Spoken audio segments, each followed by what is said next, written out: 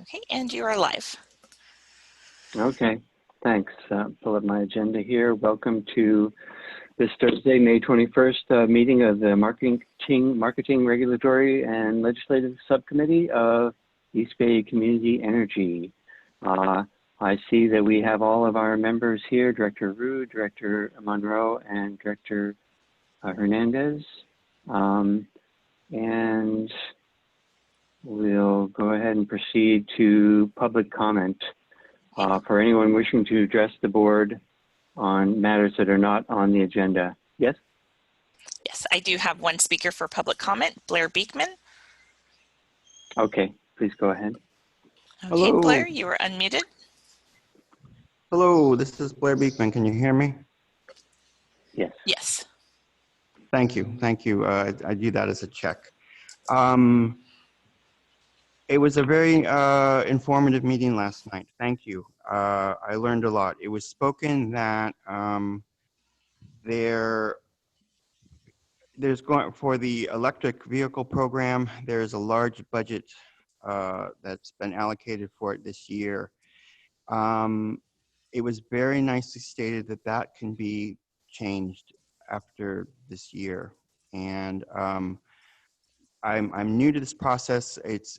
It's nice to be here though, because I mean, to work towards, you know, real positive sustainability ideas and with energy, it's really important to me. And I feel that if not this next upcoming June, in the following June, we should have in place how to really, you know, work through important new steps. And for what was talked about budget issues last night, just to be open to good positive choices is important, incredibly important. And you know, thank you for doing that last night. And it described what's possible. So thanks a lot, and good luck with this meeting today. Thank you. Thank you for your comments. Do we have anyone else? Public comment. No speakers.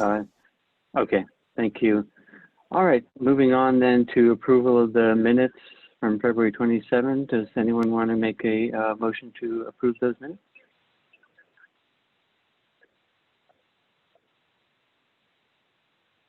Sure. Okay, I'll second. moved by Director Monroe, seconded by Director Hernandez. All in favor, say aye. Aye.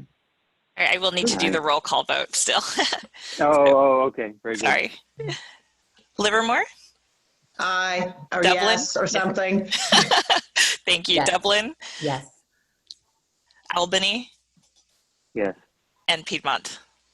Yes. Sorry, thank you. I did that out of order, but thank you. 5 ayes, motion passes. Yeah. All right, thank you so much. Moving on to the Marketing and Account Services update, informational item.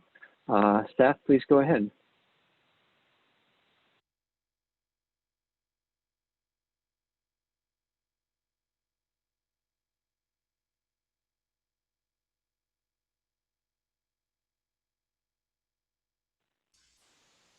Someone may need to unmute. There you go. Yes. Okay, apologies. I call in from my phone rather than the computer because the audio quality is terrible. So there's a double muting situation that always throws me. All right, well, good late morning, everyone, after a late evening last night. Stephanie, thank you for bringing up the slides. We can move on to the first. So I'd initially shared some very high level, if you could go back to presentation, thank you so much. Very high level summary slides, which I'm happy to delve into anything in greater detail. After last night, I did, based on the conversations that were had around the consent item that was pulled off around the sponsorship policy, I did add a little bit more information because it seemed like there was an interest in going deeper into what we're doing around sponsorship. So that is why we did have an updated slide deck that Stephanie shared. I don't even recall if it was late last night or early this morning. But at any rate, the April highlights that I wanted to note is that we did, in March, we released, if you could go to, there we go. And I will also say that for marketing, because the group that the department that I lead is both account services, marketing, and public engagement, I like to include everything because it's really all of our major touch points with customers that fall into those categories. So in account services, in March, we released a new configuration of the billing engine, which allows us to be more specific in applying the discount and the value proposition of Bright Choice based on the power charge and difference adjustment, or PCIA vintage. So the PCIA vintage, of course, is set based on when you leave PG&E and become an EBCE customer. We have customers that started as early as 2017 when we rolled in commercial and municipal. The bulk of our customers have a 2018 vintage. That was our residential launch. And then 2019 vintages could include some new construction, but also many of our NEM customers who we rolled in throughout the year in 2019. So because those fees vary, just applying a singular value for a discount didn't actually make much sense. So we updated that in March. We did a lot of QA, a lot of pilot testing before that went out, and it is working. So far, so good. We haven't heard any complaints. We are still actively working on updating our understanding your bill information. We've had some delays, partly because we went into shelter in place, and also because of other work that we've had in progress. But we do have updated rate sheets. So now the rate sheet will specify, here is your specific rate if your vintage is 2017, if it is 2018. So it's a lot for a customer to work through, but I actually think it is far more easily understandable and much more intuitive when they're just looking at their bill. So that is all now. The rate sheets are up on our site. Our understanding your bill resources are still in progress, but they're with our developer. And again, it's just sort of getting through the queue of what we've been working on. In April, we start to close up the data for the annual NEM true-up. So this is for, we do accounting on the credits for solar customers. NEM is the net energy metering. And we do that accounting on a monthly basis, but there are several thousand people within our service territory who across the year they actually become surplus generators. Stephanie, I'm just going to pause for a second because in my view, I've lost Director Pilch. Maybe that is just my view. Okay, he's still there. His cameras go off sometimes. Okay, yeah. All right. Yes, also distracting to see yourself. Okay, great.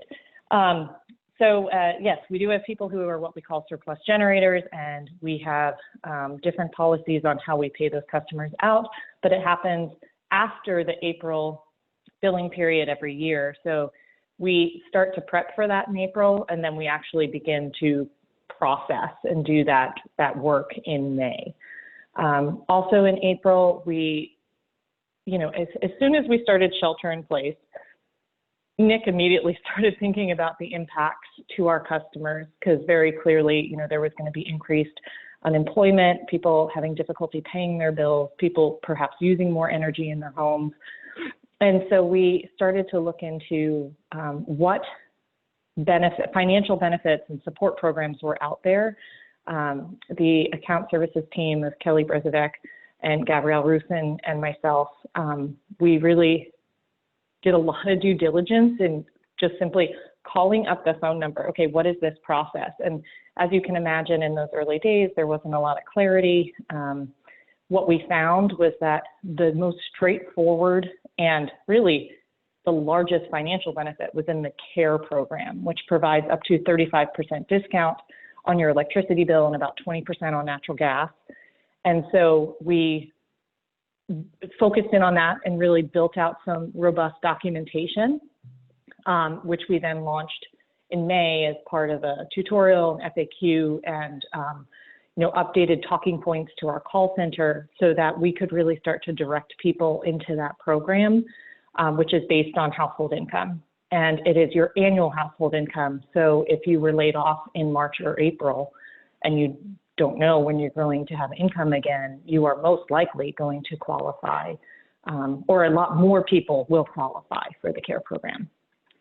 As part of that, as I mentioned, I think Nick did a really great job in raising the red flag about payment plan allocation, and this is going to get a little in the weeds, but it has always been the case, and it is our agreement with PG&E as part of something called Rule 23, that partial payments, whether the customer is on a payment plan or they just, for whatever reason, they owe $100, they only pay $50, in the residential, for residential customers, whatever portion of that payment is made first goes to disconnectable charges. And the idea there was that you want to prevent a customer from being in a worse off position where they are, closer to or more likely to get disconnected.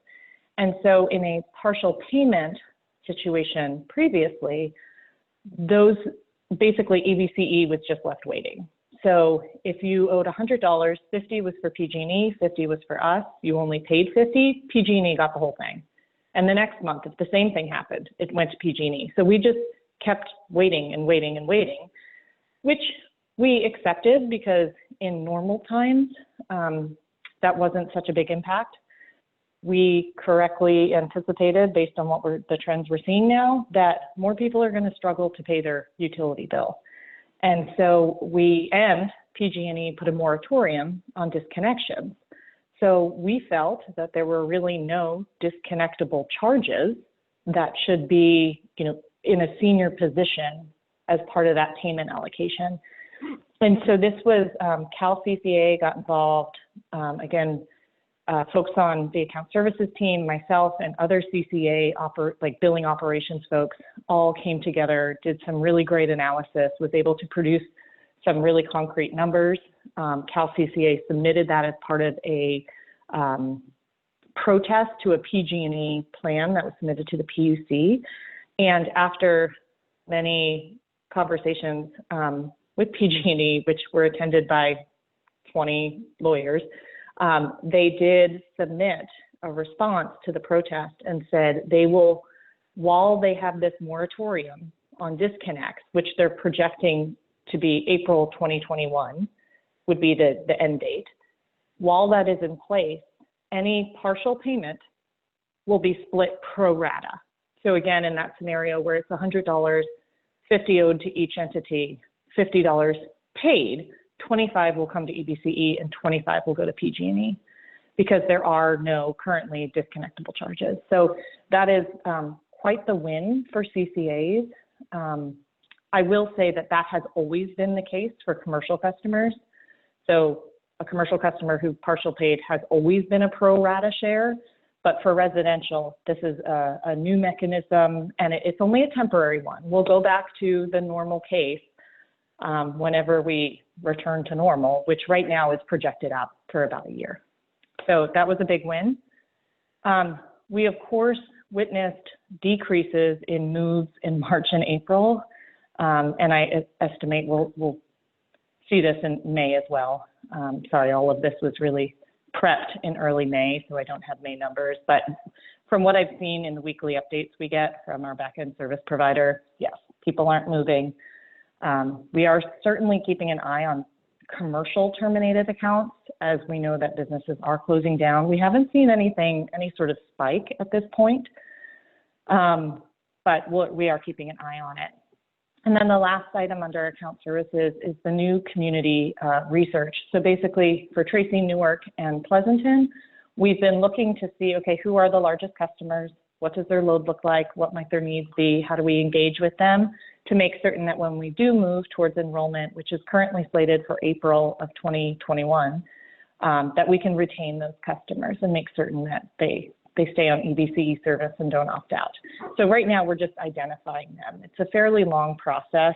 Often the contacts that we receive for the account, it could be someone in accounts payable. They're not necessarily the decision maker about whether or not to remain on a CCA.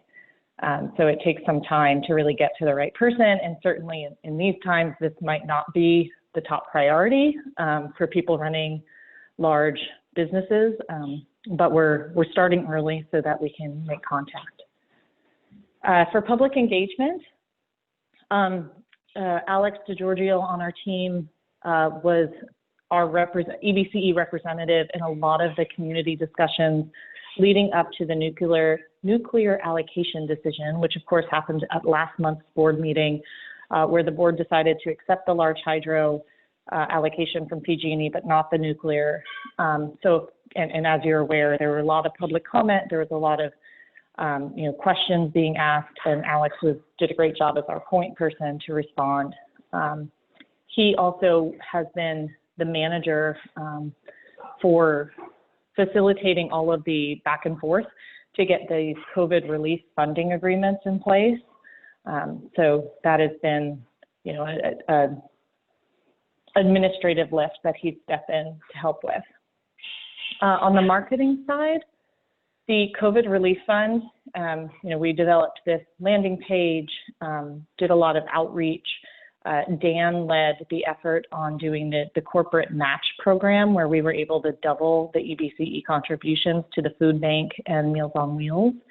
And so there has been a lot of work there. We also had a number of members of the marketing and account services team who participated in sort of the task force, which was developed to think about, okay, how would we knew we wanted sort of a portion of money to be for community support outside of, the larger tranches of money that were going to things like the food bank and Meals on Wheels and the hospitals. And so there was a number of folks from our team who participated in that, brainstorming and then doing the follow-up and ultimately helping to issue the solicitation for community grants and being part of the review team. As Nick mentioned last night, he said over 100, I believe it was 140 applications, and requesting a total of $3 million.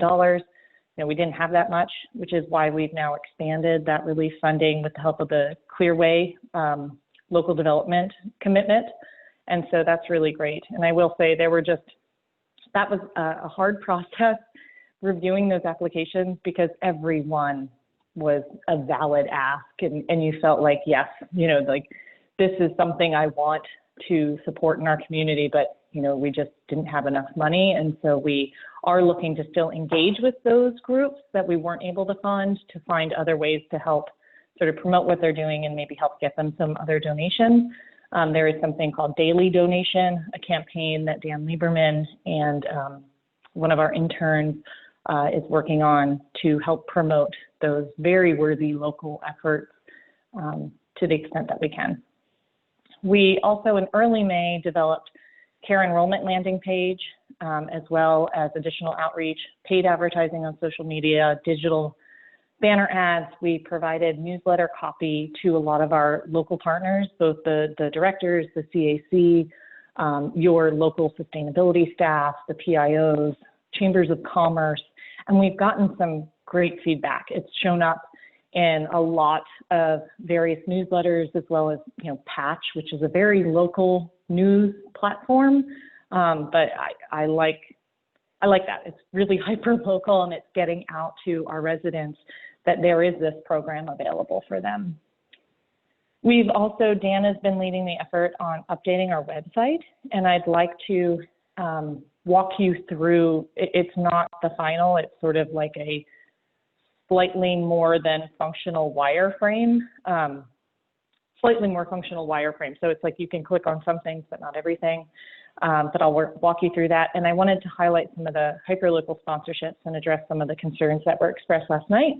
And then in general, just wanted to highlight that our SMUD contract is due to sunset in December. And so looking ahead at this very critical service for the operation of our org, we've been in negotiations, basically sort of initial fact finding, like, well, what does your pricing look like? And what's that pricing structure? And what about, these kind of roadmap features that we're interested in, because that can be part of your pricing. What about bringing in-house some of the call center support? And so we've been having those discussions since January, February, and we will be bringing something to the board. I think the latest was July, maybe even sooner if we can. And then, of course, we've been working on, in April, we worked on the budget that you saw last night in draft form, and we'll be voting on next month. So we can go to the next slide. Thank you. So the purpose, there was some public comment and questions about the purpose of sponsorships, and we are still a very new organization. I think the primary reason that we spend money on sponsorships is really to raise awareness and understanding about what EBCE does. Doing that through a sponsorship really leverages the relationships that that organization or that event already has, sort of their position within the community. So it's been helpful to do that, to just get some brand awareness out there. It also then, depending on the type of sponsorship, it really helps create a network of community partners that we can then rely on. So when we have messages like, hey folks, enroll in CARE if you're eligible, we can go to that network of community partners and they can push and amplify that message. It is also part of our mission and in our JPA that we will reinvest into the community. So rather than spending money on like clear channel billboards and commercials, we go with sponsorships because that money then stays within our community. And during COVID, we've continued with our hyperlocal sponsorships, realizing that what we were putting the money into were, summer camps or little leagues or things like this that probably aren't going to look the same, but they're things that we want to be there when we come to the other side of this situation, right? We have these vibrant communities and we want them to continue to be vibrant. And so we felt we had the budget. These were good partners to have in building that network of community partners. And so we continued with that for this session. If you could go to the next slide, I have just a quick high-level summary. We only did a handful, I think it was under 15K for these sponsorships, but they're really throughout our service territory, ranging from sort of general job training to jazz to healthcare. And so this was our last round. I believe our next round, we're asking for applications by the end of July. So we'll see sort of what the landscape looks like. And there were some comments made about, there should be weighting based on where these are and what they're contributing and what kind of exposure we're getting. And it was almost as though they read our playbook, because that is very much, in fact, how this review process goes. There are 3 of us on the team that review the applications. We want to have good geographic distribution. We want sort of different populations to be served. We don't want to be doing everything for, elementary school kids or everything for some other groups. So we want to see sort of a good diversity there. And so I felt like they were, in fact, explaining our exact process. So we can go to the next one. Looking ahead, we have quite a bit going on. So May 1 was a PG&E rate change with an increase in the PCIA. So as of Monday of this week, we did update our rates within our billing engine. We also have updated rate sheets on the web. Because of the way our billing works, any billing cycle that starts before May 1 is going to continue to be on the old rates. But once we hit sort of the end of a bill cycle where it started on May 1 or after, they're going to see these new rates. That are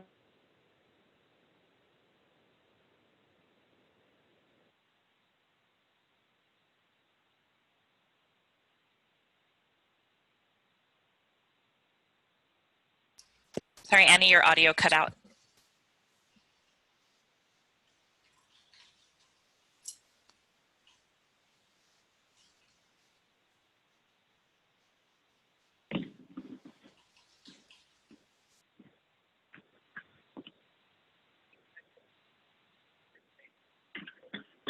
Okay, she'll be back on. She's connecting to audio now. Okay, thank you.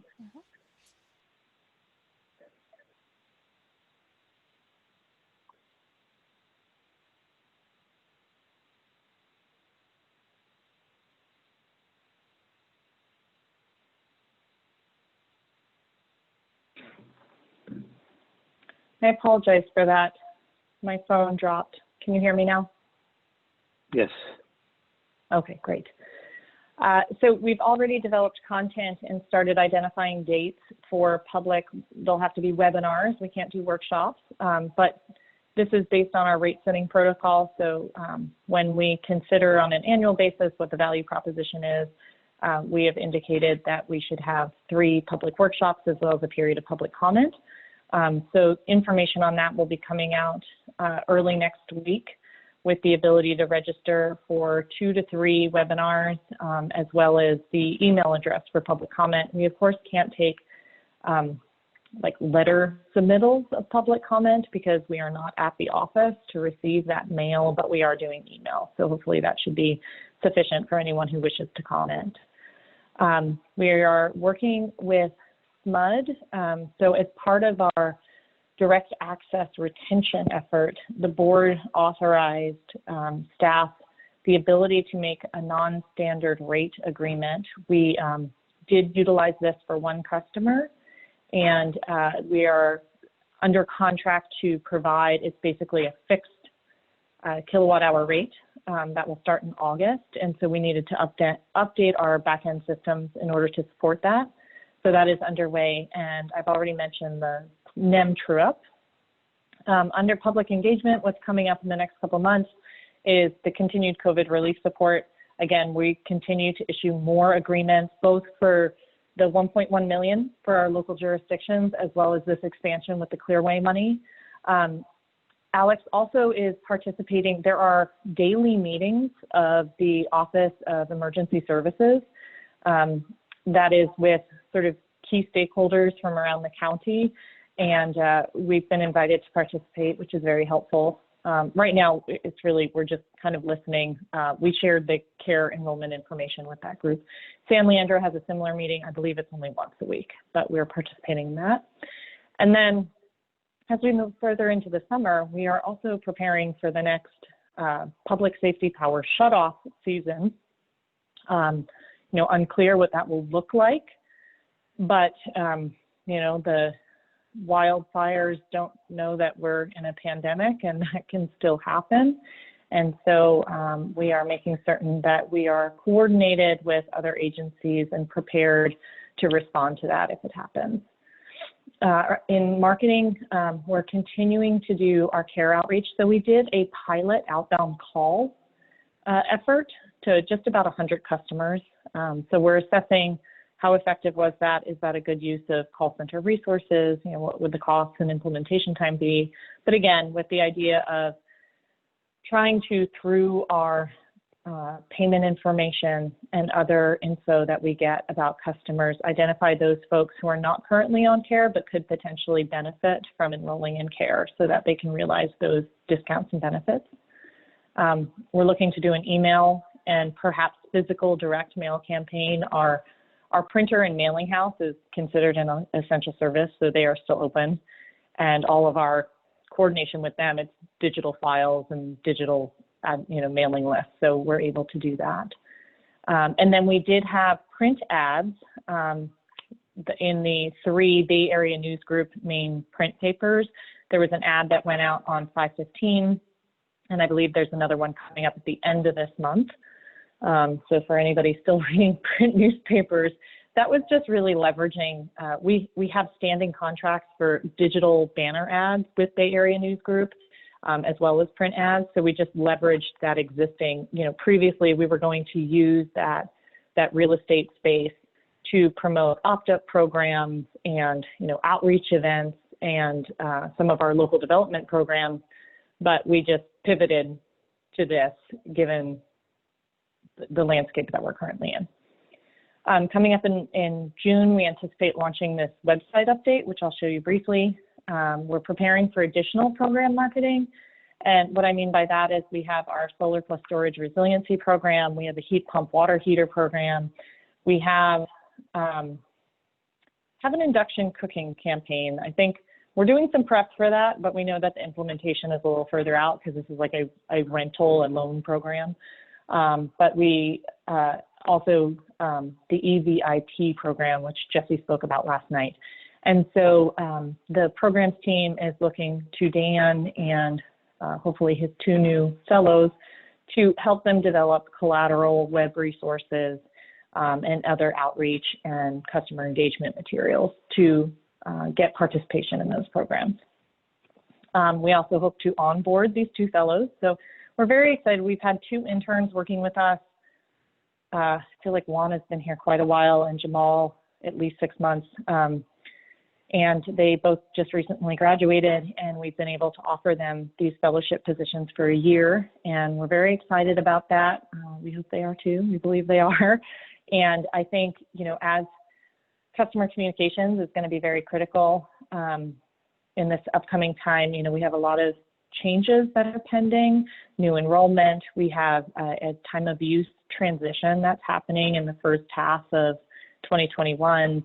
As I said, we have potential PSPS events coming up, so customer communications are always very critical. And then outreach is just, we're not quite sure what it's going to look like, as I noted in the next bullet, but you know, we're going to have to think about what is outreach, because we're not going to be at events talking to people. We're going to be hosting online workshops or finding other ways to really help educate the public about what we do. And that includes for the new communities. Okay, we can go to the next one. And I think we're at like the screenshots for the site. I was hoping to do a walkthrough, but I think maybe I'll just stick with the screenshots, because I don't know that there's that much more value add of looking at the you know, somewhat functional site, just because there's still a lot of like Warren Ipsum kind of placeholder language. And I just, honestly, technology can be finicky. I don't want to have to pass the reins over to me. But what you can see here is that we're looking for a slightly more updated, more modern style. It's very clean and simple. So starting, this is sort of 3 screenshots that would be represented as you scroll down the main page. As you can see, there's, you know, a duplicate of a picture, because this is still a placeholder. A lot of this is being finalized. But we think, you know, this kind of goes in with some of the look and feel from our last Power Content label. We are updating some of our other print collateral, which is also digital collateral, as PDF. And really, I think a big part of what we're doing with the website update is to better support our programs. So, you know, our main customer call to actions were different when we were a new entity and we hadn't even launched yet, right? And through enrollment, it was more about, okay, here's our basic services, and that will still be there. But now we have a lot more to offer. And so the calls to action and the content around the programs will be highlighted in a way that sort of the current web structure didn't support as well. We also have, and you can't quite see it here, but there is a section, you know, I don't have it here, so that it says like welcome new communities. And then it'll be specific to Tracy, Pleasanton, and Newark about, hey, you're new to our community, and here's what we're doing, but they'll still have access to all that information about the programs that they'll be eligible to participate in. So that is what I have prepared to share with you, and I will pause and look to you for questions. Okay, any questions from my fellow directors?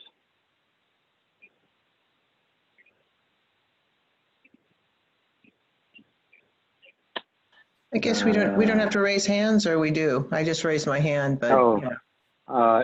Sorry, just yeah, feel free to just jump in, yeah. Okay, so I've got, first of all, wow. That was a fantastic presentation. I really appreciate it. I wanted to go back to how we do grants from both last night and this morning. I really appreciate the update. I mean, the quick turnaround on the update. And can we go back to looking at that slide? Can we bring that slide back up? I know I have it here somewhere, but it's not actually up on my screen. Here we go. Yeah, actually, that wasn't the one. It was the one that says, here's what our here we go. Yeah, so it's that first one, increase general brand awareness and understanding of EBCE. As I was thinking about it last night, one of the things that we as an organization have a set of values. So in thinking about general brand awareness and understanding, can we fold those values into that? So for example, I don't think that we're going to give money to increase general brand awareness to, this is way over the top example, but a group that encourages hate speech, for example, even though that might increase awareness and understanding of EBCE. So, we are encouraging community engagement. We're encouraging clean and green energy. We're encouraging equity. Can those be part of what we think about in terms of sponsorship as well? I'm sure they underlie that, but I think having it explicit would not be a bad thing. Yeah, I think that's a great point. We do have a co-branding, and it might be and sponsorship policy. I know it's certainly co-branding, but it does specify that it has to be aligned with the values of EBCE. And really, Dan and I developed that policy because we wanted some backing that if someone came to us and said, we want to co-brand with you or we want you to sponsor, we had something to rely on to say, no, we're not doing that because it isn't aligned with what we're doing. You're promoting coal transport through the 80 corridor. We don't want to do that. There's a better example. So we can revisit that. And if it doesn't cover sponsorships, maybe we can revise it just so we have the stated policy, but I think it might already, and I can double check that. I will say, both. I was just going to say, I'm sure it's there. It's making explicit what's not, making the implicit explicit is all I'm saying. Okay. Yeah, and I will say most of the sponsorships we've done have come to us, we initially, I feel like at this point we sort of identified, but we went to our directors and said, what are the largest events in your jurisdiction where you feel there should be a presence of EBCE in order to connect with your local residents? And many of the directors got back to us, in Albany, it's clearly the Solano Stroll. In Livermore, we did a lot of the farmers markets. And, in the county, it was the county fair. And so we have now established, after being around for a couple summers, sort of like, here is our summer key events list. And those are areas where we sponsor. And I will say, the county fair is a bigger one. The Oakland Marathon is a bigger one. And then there are, so that's primarily event sponsorships. There are some then they're not events, but they're kind of ongoing leagues or just other community gatherings that we have sponsored. But again, a lot of those have come from the board. So we feel, yes, these are really in line with our connection to the community. Then there's things like the Bike to Work Day, which covers the entire county, biking as a form of alternative transportation to fossil fuel combustion engines seems very much in line. And it wasn't noted last night, but this alignment for the dollar value was really to avoid overburdening what I thought was just kind of heavy-handed. Like to go to the board every time we have a sponsorship over $5K seems a little heavy-handed. And so we just aligned it with the procurement. But the truth is we've only had 2 sponsorships ever that were over $25,000. One was $30,000, and it was a 3-year commitment to the Midnight Basketball League in Oakland. And the other was $25,000 for our professional sports sponsorship of the Roots soccer team, which if you're familiar with that, they have an excellent community integration. Like they're just so aligned with our mission and really a great partner. And then everything else, I mean, if it was, I think the next level was like $15K, and it was a hackathon sponsoring a hackathon, as well as 2 other main events from a group called Powerhouse, where they're looking at climate change solutions through renewable energy.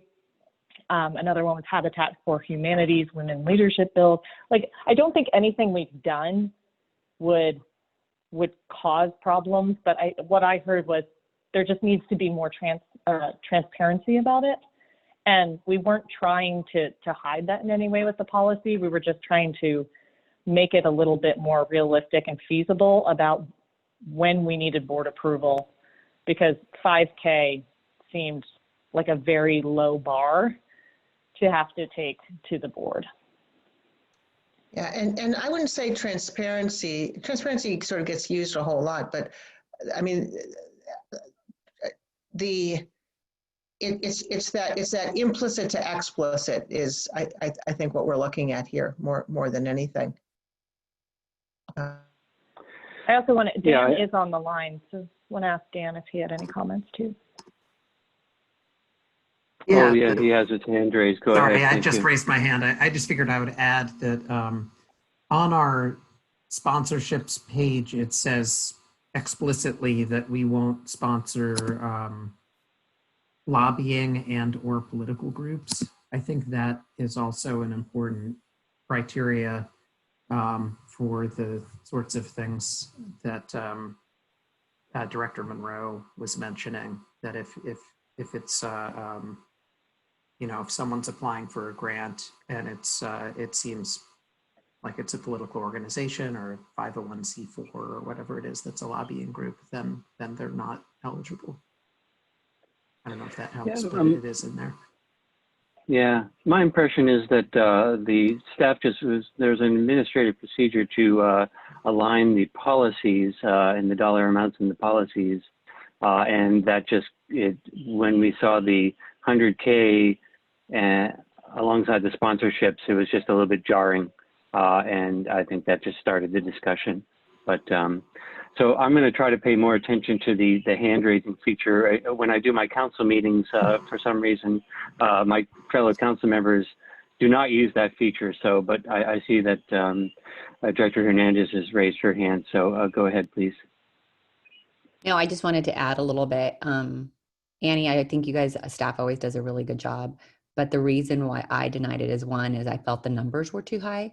And you kind of have learned, and I've learned how we run things in our city. And so I kind of take those perspectives and bring them on to the boards that I actually sit on. So with that being said, it only takes a few minutes, and each one of our staff leads at our office only has a $5,000 limit.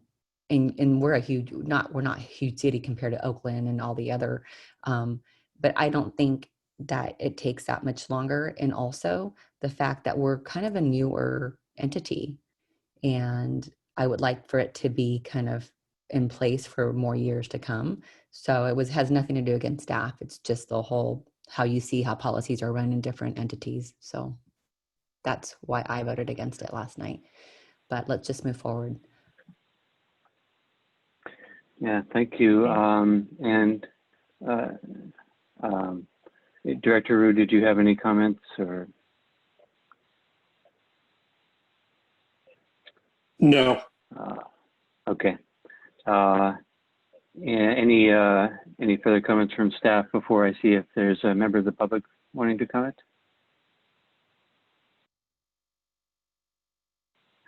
Otherwise, does not look like there's anyone raising their hand from the public to comment at this time.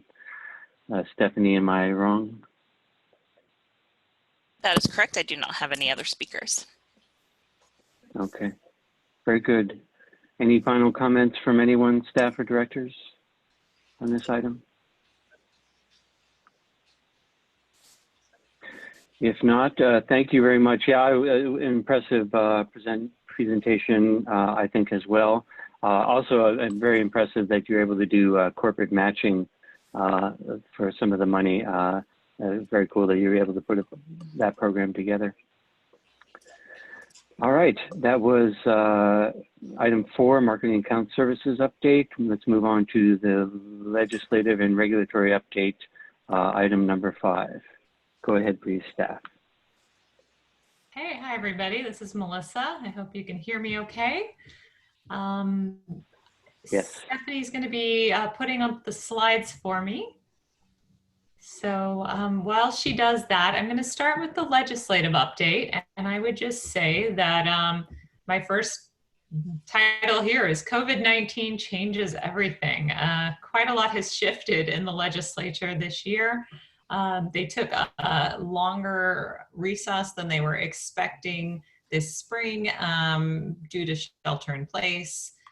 Both houses are now back in session, but with a greatly reduced bill load. So essentially everybody was asked to reduce which bills they were going to be pushing forward this year. And the goal was really only to push through legislation that really needs to be addressed this year, specifically often tying to COVID, although not always.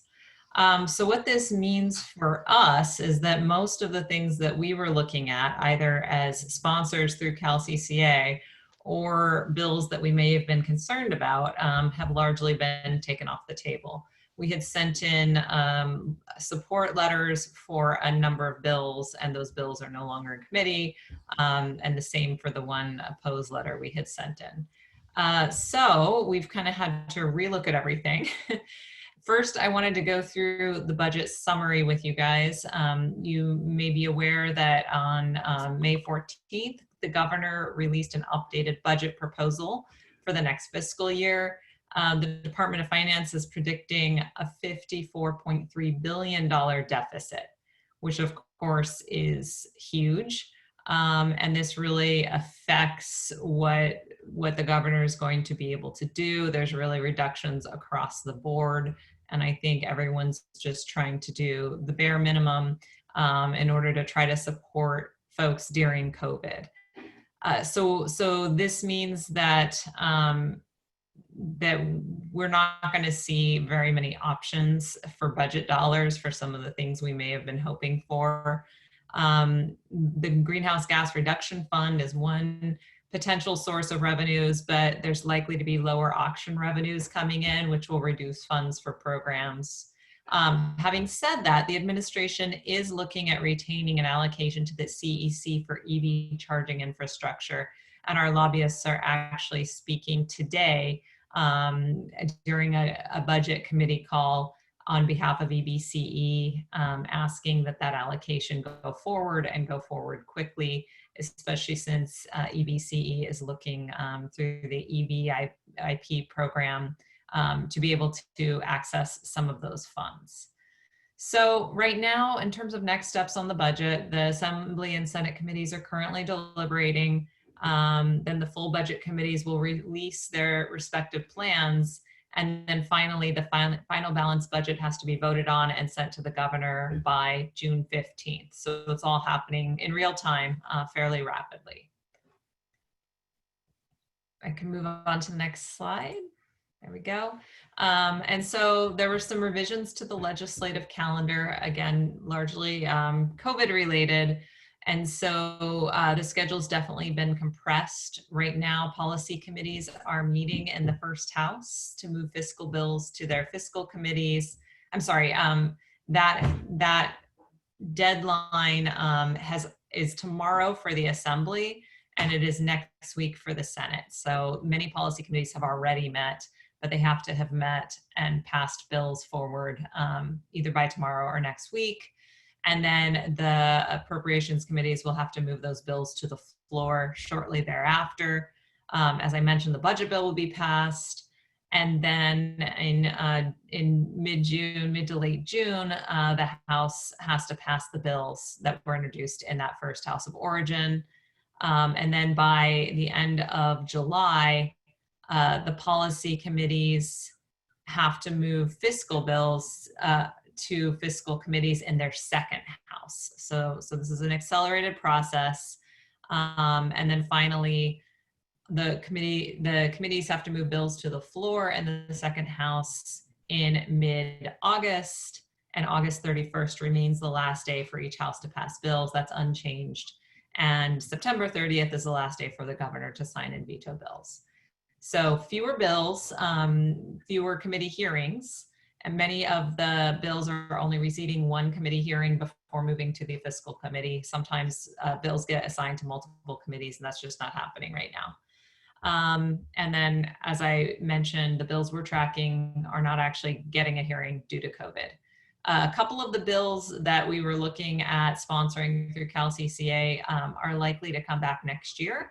So I wouldn't say that the issues are not still on the table. It's more a matter of the timing of when the legislature is able to address those issues. Next slide, please. There we go. So here is our updated bill tracker. It's a lot shorter than the one we had before. And these are not necessarily bills that EBCE has a really strong stake in. Rather, they are the bills that have anything to do with energy at this stage. What you'll see here is that there's only one assembly bill that had a hearing yesterday in the Assembly Utilities Committee. And then there were 6 other bills that were initially in the Senate Energy Utilities Communications Committee, or have been referred to the Appropriations Committee, or in one case to the Senate floor. So we're monitoring these bills just to make sure that there's nothing in them that would concern us. But I don't see us taking a position on these bills just because they don't have real direct impacts for EBCE. There have been a couple other bills that have come up very recently that we're also taking a look at that essentially have been amended. So those are not yet on this bill tracker, but they will be next time, regarding things like the undergrounding of infrastructure, microgrids, and then the master meter customer bill by Monning was amended. And then the Dodd SB 862, which is planned power outages, has also been amended. So we'll take a close look at those amendments to make sure that we have no concerns with them. And that is it for the legislative update. Before I move on to the regulatory update, let me know if you'd like to ask any questions at this stage. Any questions from the directors? No. All right, Stephanie, I think you are not just sharing the presentation right now. Can you move it back into maybe full presentation mode? And I think we're ready for the next slide. Yeah. Okay, so there's several CPUC proceedings that I wanted to give you a brief update on. Resource adequacy, the PG&E ERRA proceedings, and then the general rate case phase 2.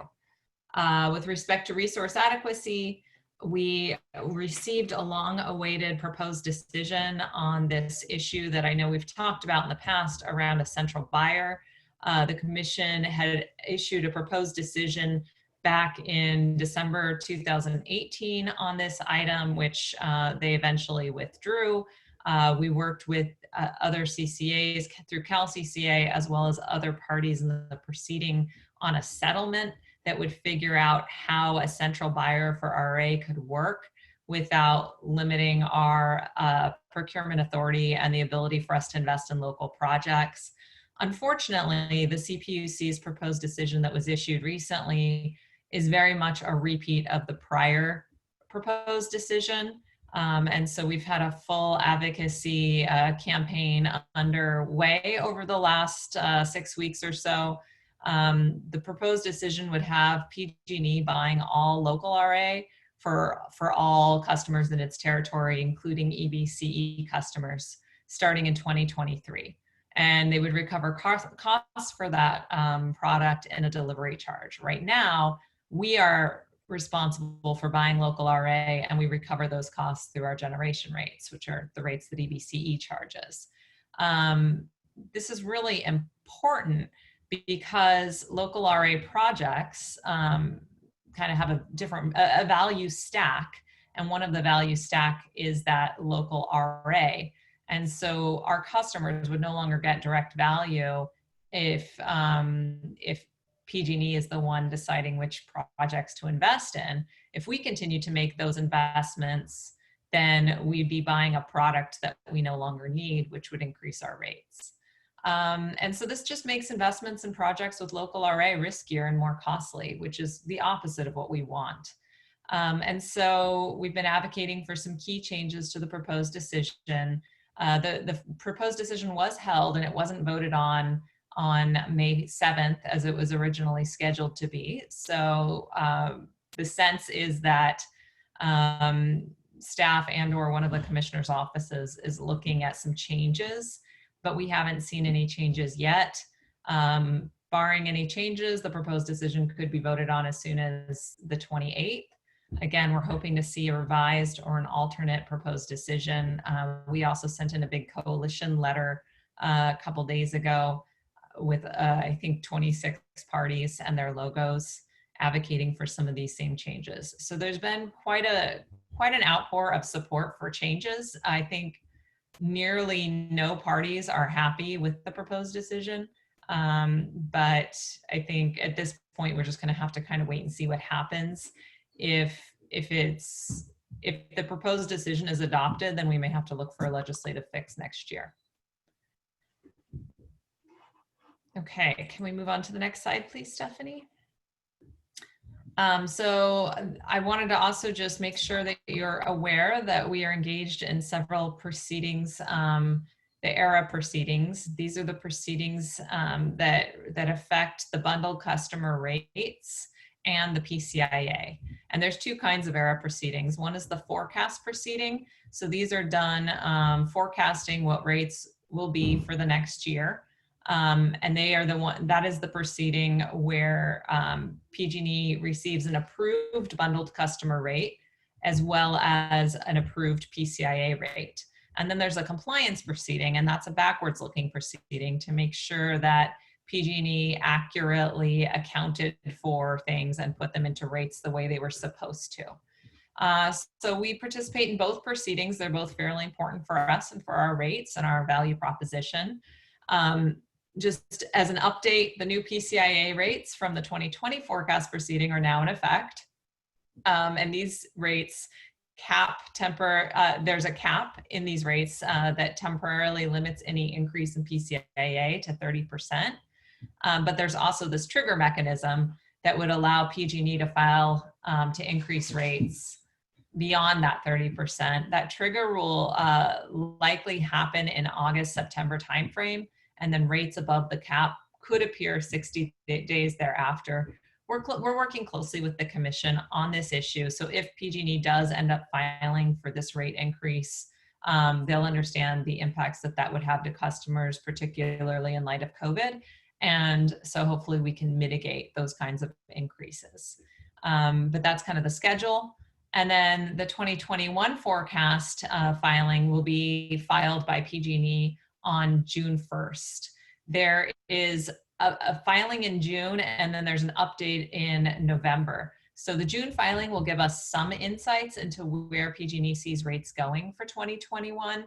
And in theory, those rates would take place on Jan 1, 2021. But as we know from the past couple of years, there have been months-long delays in that. So I wouldn't have a high degree of certainty that that's when rate changes will happen. And then the November update gives you a much closer and better look at what those rates will be than the June initial filing. So we'll get some insights from June, but not necessarily a really good picture yet. And then finally, there's the 2019 compliance proceeding. We attended a pre-hearing conference on the 12th this month. And this is the proceeding that will set some policy for costs relating to PSPS events. And we're also looking at whether they've properly accounted for or properly tried to market excess RA in 2019. And if not, then how they may face some disallowances for that. So we'll be looking at to ensure that the accounting was done properly, and to the extent that it wasn't, to make sure that rates are reduced accordingly. Can we move on to the next slide, please? So this is the GRC, General Rate Case Phase 2 application. Every 3 years, PG&E is required to file a general rate case, and it has 2 phases. Phase 1 sets the overall amount of increase that PG&E may collect. And phase 2 is the rate design part of the case. So how do you divide up those increases among different customer classes? We have a couple interests in this proceeding. So we're trying to make sure that the rates that are set in this rate design part clearly distinguish between wires and generation charges. It's been an ongoing problem for years that PG&E has always combined those 2 charges and then at some point tried to break out the generation separately when they compare to us. But if they start to really develop separate rates for the wires side of the business and the generation side of the business, it provides a lot more transparency and clarity and can reduce cross-subsidization, which could actually harm our customers relative to PG&E's. And then one of the things that we were successful in the PCIA proceeding was ensuring that the PCIA charge, which appears on our customer bills, also starts appearing on PG&E's bundle customer bills as a separate element. And so they have to develop the rate, they have to develop how they're going to change the bills to start showing that PCIA as a line item. Again, that just helps with transparency and comparability. Customers wonder when they come over to our service, why do they suddenly have this PCIA charge that they didn't have before? The reality is they were paying the PCIA before, but it wasn't clearly called out or labeled on their bills.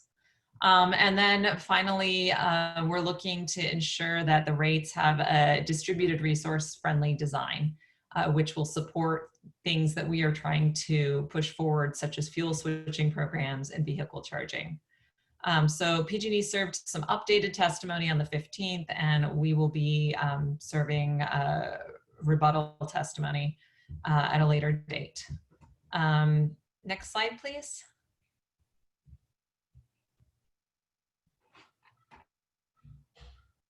So in terms of the upcoming dates, which are on the next slide, here we go. There's some public participation hearings taking place at the moment. The Public Advocate's Office, which is supposed to be looking at the general rate case from the ratepayer perspective, is going to serve its responsive testimony in August, and then our testimony is served in September. And then there's an opportunity for rebuttal testimony in January next year. So this one is a case that we'll be involved in, but we don't have immediate, we won't have a decision for quite some time. Hearings are in February next year. So that concludes the regulatory update for some of our key cases at this time, and I'd be happy to entertain any questions. Any questions from directors? I know I have a few, but let me see if our directors have anything.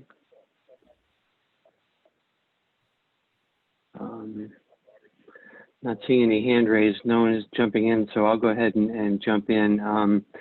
So with regard to the budget, and you don't have to go into details here, but you know, I know that the previous governor and this governor had continued the policies of having rainy day funds to make sure that we're better prepared for economic downturns. It sounds like the COVID crisis must have just used up those rainy day funds and then more. I don't know if you have any insight into that. Yes, so the governor's May revision to the budget would use $16.2 billion from the rainy day fund over 3 years. So the rainy day fund is being drawn down. Okay. All right. Thank you. So it's a combination of using rainy day fund plus borrowing plus reallocating plus canceling. Yeah. It's really unfortunate. I wanted to ask you again about that PCIA rates. it's one of the earlier slides. If we could possibly go back to that, that'd be great. But you mentioned something about rates going up to 30%, and then I think wherever we see the PCIA and 30%, maybe one more forward. Two more, yeah.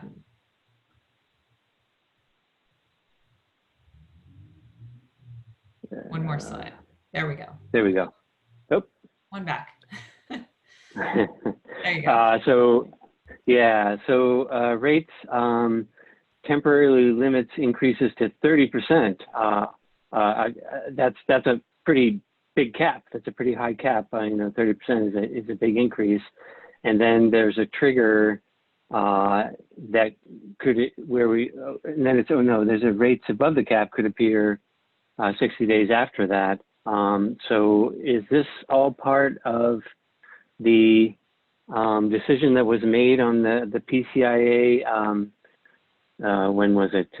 Last year, or it was 20. Can you just talk a little bit more about this? Yeah. Yes. Go ahead. So this was back from the PCIA decision that we had fought so hard against back in 2018.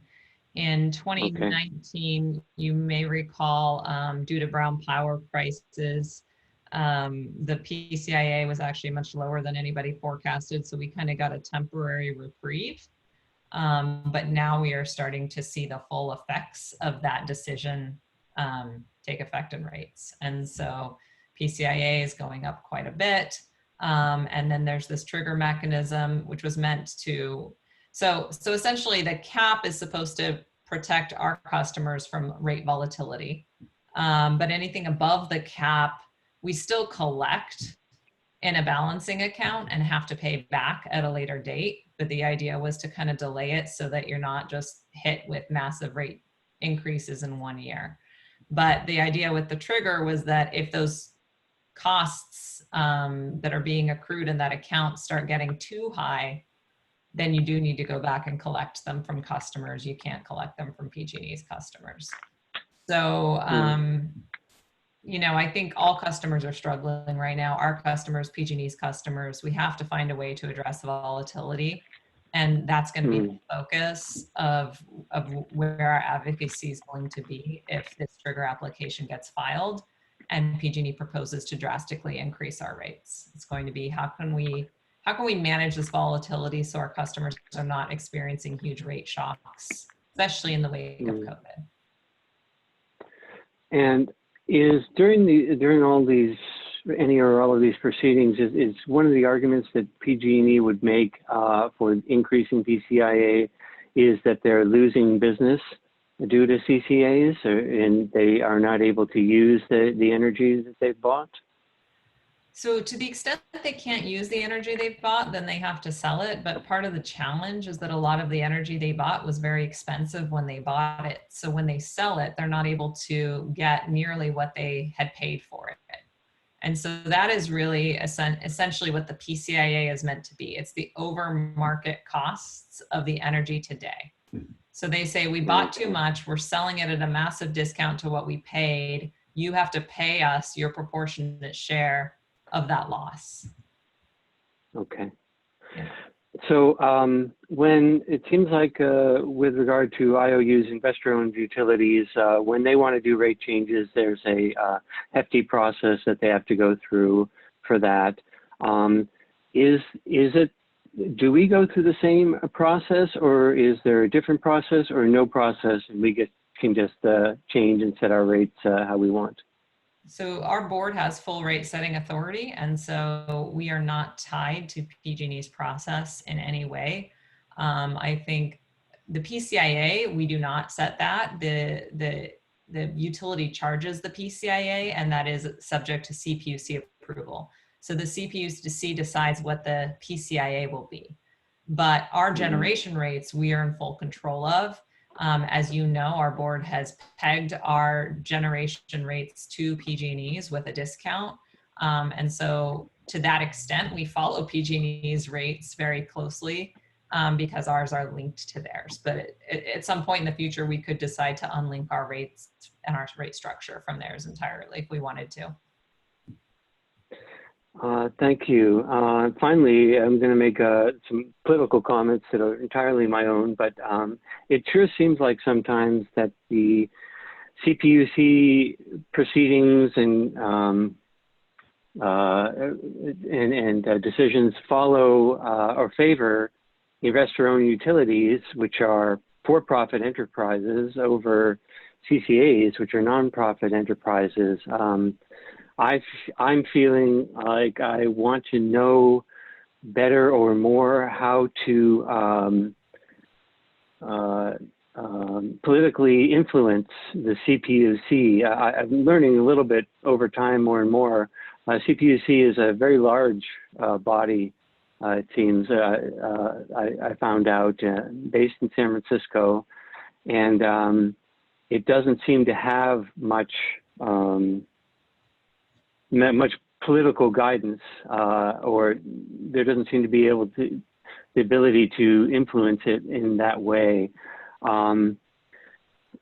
I don't know, this is a very broad question, but can you maybe briefly speak to how legislators can better or have more influence over the CPUC?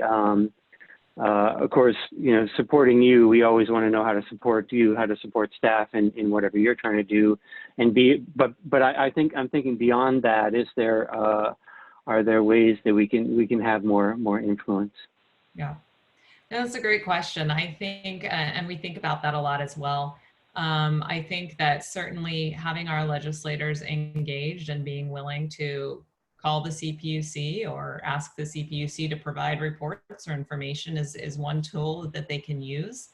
Often what we have found, though, is that because these issues of energy are so technical, that the legislators rely on the CPUC. It's a bit of a love-hate relationship. They're quick to bash the CPUC, but in many of the bills that we see, they're giving more authority to the CPUC because the legislature's not quite sure, without the technical expertise, how to make those policy decisions themselves. So they really rely on the CPUC to make those policy decisions for Californians.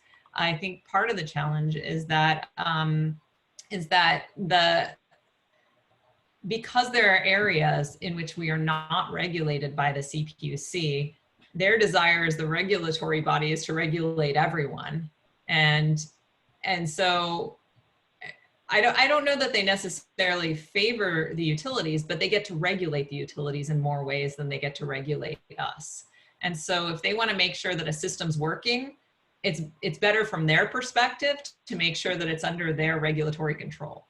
And that's part of kind of the natural tension, that CCAs are not always under their regulatory control, and that makes them nervous. If they're trying to get the big picture perspective and we're all off doing our own thing, even if collectively what we're doing is better, they don't have that visibility and the control. And so I think that tension's been there for some time. We try to, partner with the CPUC commissioners in some of the policy proceedings that are not the ones where ex parte communications are more limited, so that they do become more familiar with how we operate, how we set our goals. Just even the fact that we are public agencies sometimes escapes folks at the CPUC. So making sure that we can educate them on what drives us, how we make our decisions. We spend a lot of time, I think, doing that kind of legwork and getting involved in proceedings that we care about and that they care about, so that they can see us as contributors and as part of the solution and as folks that they can rely on to have the California policy goals met. So I think that's really one way that we continue to be partners. PCIA specifically has just always been a very contentious issue, because the arguments the utilities have been making is that if the PUC doesn't address inequities, that their customers are disadvantaged. We see it the opposite. And so then, it becomes they're having to be the decision maker when each of us has a different perspective. Yeah. Okay. Yeah. Thank you for that. So what I'm hearing is be involved, stay involved, ask questions. I went and signed, I think they have a mailing list. I I get emails now about the public hearings that they have, so since they're in the area. I'm hampered by having a full-time job, but I look forward to when I can participate more. And those who can, I recommend that they do go and participate in any and all public hearings and keep abreast of what the CPUC is doing. I think it's important work that affects us all, and we definitely want to have a say in it. Those are my editorial comments. Any other comments or questions from the my directors? No. Okay, thank you. I do see we have one public comment, so if we could go ahead and move to that.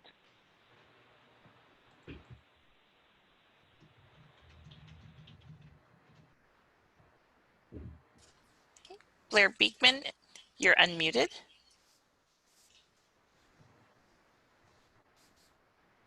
Can you hear me? Yes. Great, thank you. This was an informative topic for me. I'm just learning about the PCIA process, I guess it's called. And so yeah, things are new. I'm from San Jose, and your East Bay Community Energy Program, it's very well detailed, and you're really describing, day to day, month by month,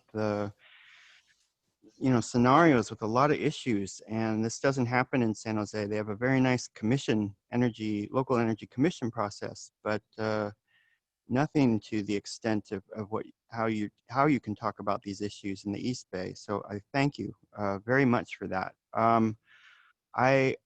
I am with the COVID-19 situation. I'm very worried about what will be inflationary practices versus deflationary practices, and where does energy, trading play into that, and energy use.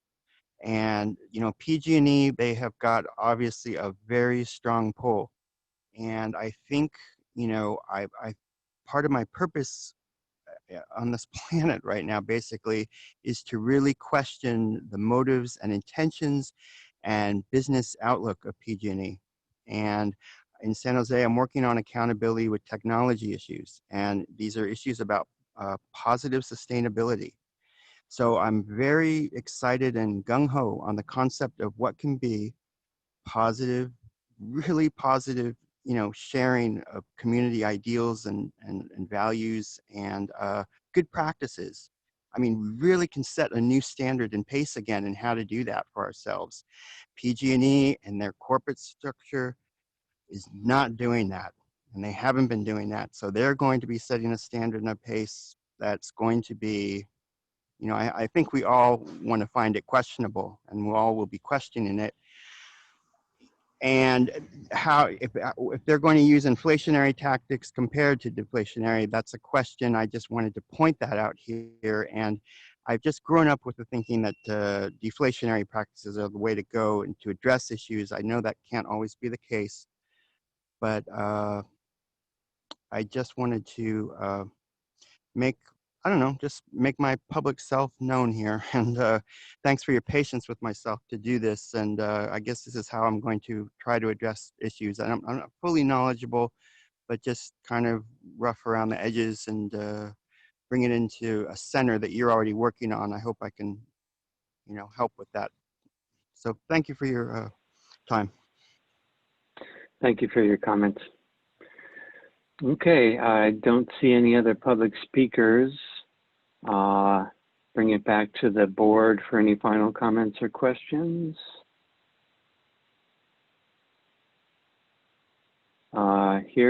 Seeing none, seeing no hands, we'll go ahead and close that item off. And thank you very much. Yeah, the one thing that we do can rely on from ABC staff is very detailed, informative presentation. So thank you both for your presentations today.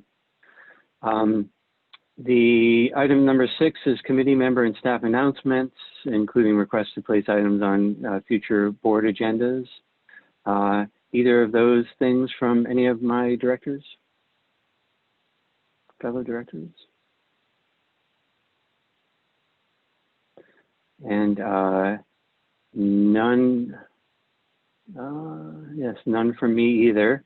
And checking hands, no hands raised. So we'll move on to the last item, which is the announcement of our next meeting, which will be August 6th, sometime from now at 11 as well. Thanks everyone for your participation today, and stay safe, stay healthy. Please wear a mask. Please wear a face mask when you go outside. Thank you very much. Thank you. Take care. Thank you. Bye-bye. Have a good day, everybody. Thank you. You too. Bye-bye.